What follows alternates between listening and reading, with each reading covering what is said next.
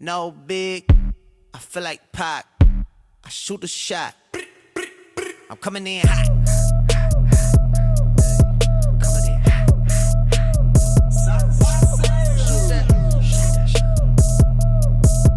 Hey, why not?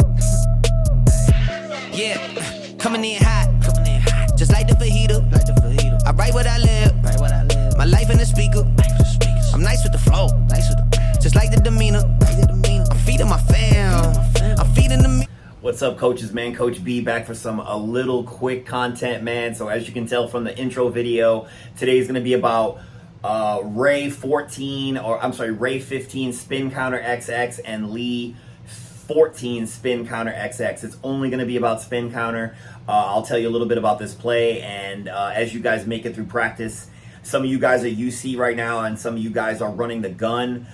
This is a really good UC double wing counter that can be used. It hits really quickly. For you guys out there that are identifying your guy, your number one guy who should be your quarterback, that's how I number my kids. You identify him as a runner in the double wing. This is a really sneaky counter. I use counter blocking for this play. It frees up the fullback, so the fullback is not carrying the ball. This play kind of resembles, to me, it kind of resembles a counter trap, only you're not really trap blocking, you're counter blocking, and you're also freeing up the fullback to just basically lead block through the hole for the quarterback. So for you guys out there that have really nimble quarterbacks, or you're trying to look for ways to get your quarterback into the run game, in the under center double wing, because sometimes that's a problem for coaches. They're like, Coach, I want to run my quarterback more, but I don't want to run him on 14 power. Maybe he's a little shifty guy, he's small. So the spin counter is your play. If he's small and fast and he blows into the open on one of these spin counters, it's a wrap. So this is an old Steve Kalande play, so shout out to Steve Kalande. This was one of his favorite counters. He was always blessed to have, I think, some good hardy runners at quarterback, kids that were bruisers at at quarterback. So they wanted to run the ball. So he would run spin counters. He would run his gut series of plays. He had some nasty stuff from just running the ball with the quarterback. So for you guys out there that are just UC and not going to the gun, because by putting your quarterback in the gun, you can just run him all day. You can run him Wildcat. He can hand it off. You guys that have my manual out there and run my stuff, you guys know that by just simply going to the gun, the quarterback becomes an additional run threat. But this is one of those sneaky counters. I'm going to go to the whiteboard. I'm going to show you guys how I block it. I'm not trying to make this a huge, long video. I'm trying to get you guys to just understand the basic mechanics of this play and what makes it go. All right, so let's just get to the whiteboard. All right, let's just get right into it, man. So one of the reasons why this play works, number one, is because it's largely attributed to the XX action in the backfield.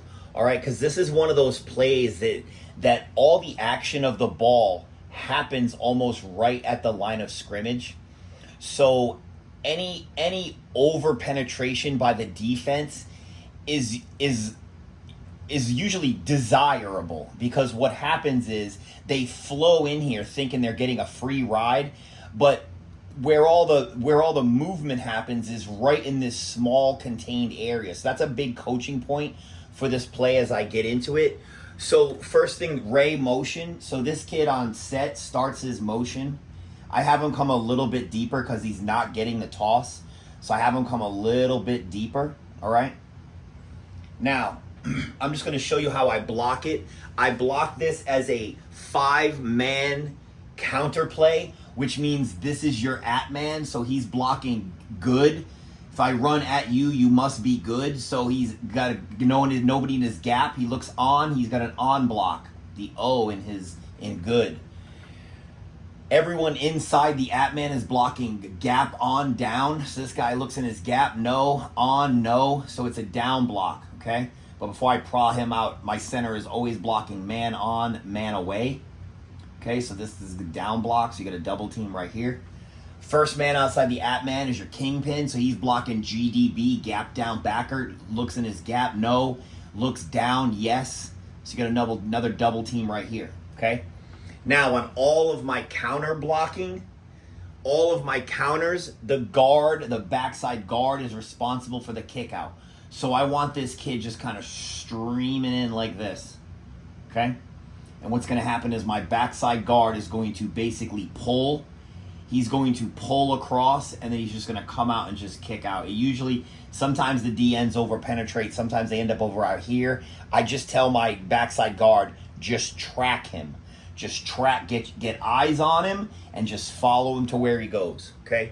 So critical coaching point. Now, one of the things you saw in my spin counter videos, this is when I was a single formation kind of double wing team. I wasn't doing any gun stuff, and I had a pretty mobile quarterback. Actually, both years that you saw, because that was 2 different years. I believe that was like 2013, 2015. Had a couple of mobile quarterbacks, okay?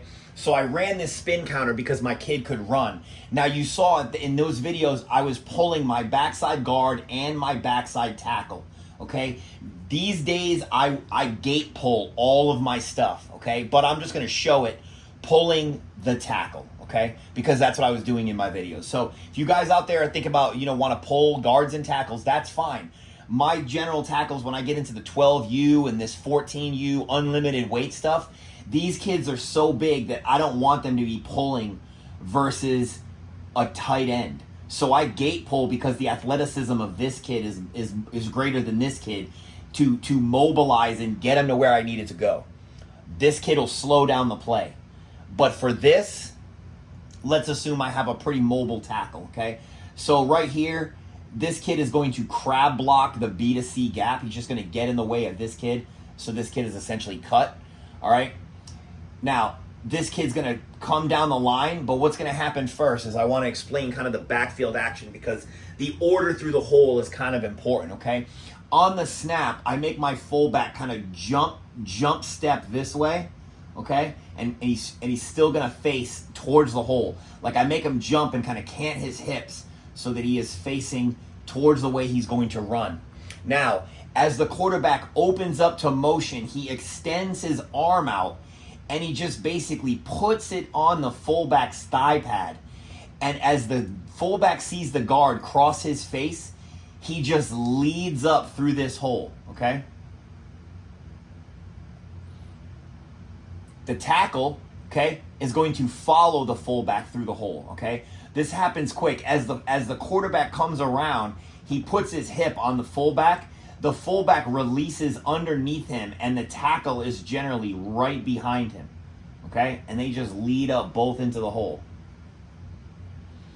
okay? Now, as the fullback releases through, okay, the quarterback just basically completes his pivot all the way around and then just follows this trolley right through the gap, okay?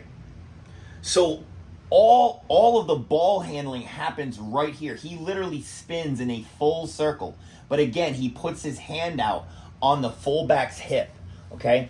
I want to show where the fullback is kind of out of the way, okay? So the fullback has basically jumped here. The guard is already passed, okay? And basically he spins this tight circle like this. And as the fullback releases, he just tucks in behind him and follows him right through this hole, okay? It's a timing play, but you want to keep your quarterback as close to the fullback as possible. Now, on the backside, of course, on the snap, this is a crisscross reverse, okay? They do a fake ball exchange right here.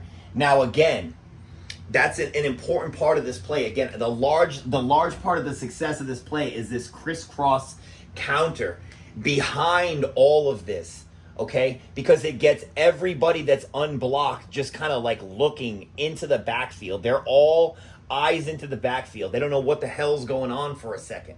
Okay, this play hits hard because it starts right at the line of scrimmage, right here. This is where your key point is. All the ball handling needs to happen there. The flow through the hole is guard first, fullback second, tackle third, or a tight end if you are gate pulling. He will be the third through the hole. So he's just got the tight end, if you have him pulling on this counter XX, he's got to move out, okay? And then if you are gate pulling, instead of pulling, this tackle will execute a fast inside reach to just close off this gap. And that's it, guys. Ray 15 spin counter XX, man. Add it to your arsenals if you got a running quarterback. Hope you enjoyed the video. Have a nice one.